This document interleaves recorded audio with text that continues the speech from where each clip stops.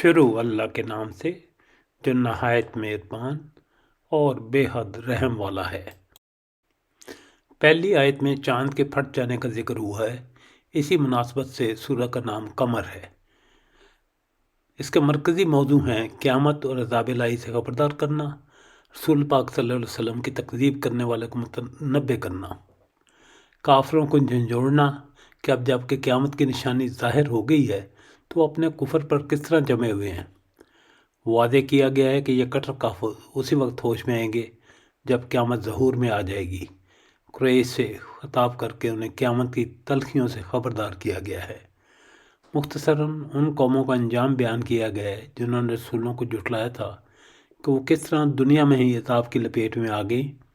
متقیوں کو جنت کی خوشخبری دی گئی ہے۔ قیامت قریب آ گئی اور چاند پھٹ گیا۔ یہ اگر کوئی معجزہ دیکھتے ہیں تو منہ پھیر لیتے ہیں، کہہ دیتے ہیں کہ یہ پہلے سے چلا آتا ہوا جادو ہے۔ انہوں نے جھٹلایا اور اپنی خواہشوں کی پیروی کی۔ ہر کام ٹھہرے ہوئے وقت پر مقرر ہے۔ یقیناً ان کے پاس 2 خبریں آ چکی ہیں جن میں ڈانٹ ٹپٹ کی نصیحت ہے اور کامل عقل کی بات ہے، لیکن ان ڈراؤنی باتوں نے بھی کچھ فائدہ نہ دیا۔ پس اے نبی صلی اللہ علیہ وسلم، تم ان سے اعراض کرو جس دن ایک پکارنے والا ناگوار چیز کی طرف پکارے گا۔ یہ جھکی آنکھوں قبروں سے اس طرح نکل کر کھڑے ہوں گے کہ گویا وہ پھیلا ہوا ٹڈی دل ہے۔ پکارنے والے کی طرف دوڑتے ہوں گے اور کافر کہیں گے یہ دن تو بہت سخت ہے۔ اس سے پہلے قوم نوح نے بھی ہمارے بندے کو جھٹلایا تھا اور یہ دیوانہ بتلا کر جھڑک دیا گیا تھا۔ بس اس نے اپنے رب سے دعا کی کہ میں بے بس ہوں، تو میری مدد فرما۔ بس ہم نے آسمان کے دروازوں کو زور کے می سے کھول دیا اور زمین سے چشموں کو جاری کر دیا۔ اس کام کے لیے جو مقدر کیا گیا تھا دونوں پانی جمع ہو گئے، اور ہم نے اسے تختوں اور قلعوں والی کشتی پر سوار کر لیا جو ہماری آنکھوں کے سامنے چل رہی تھی۔ یہ بدلہ تھا جس کا کفر کیا گیا تھا، اور بے شک ہم نے اس واقعے کو نشانی بنا کر باقی رکھا۔ پس ہے کوئی نصیحت حاصل کرنے والا؟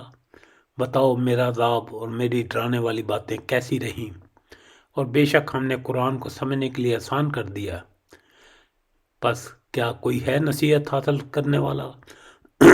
قوم عاد نے بھی جھٹلایا، پس کیسا ہوا میرا عذاب اور میری ڈرانے والی باتیں؟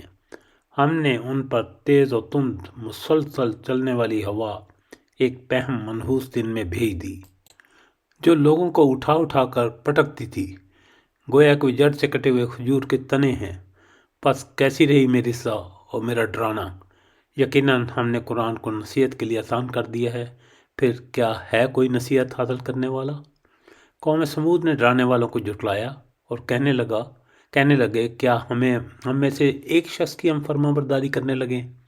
تب تو ہم یقیناً غلطی اور دیوانگی میں پڑے ہوئے ہوں گے۔ کیا ہمارے سب کے درمیان صرف اسی پر وحی اتاری گئی؟ نہیں، بلکہ وہ جھوٹا اور شیخی خور ہے۔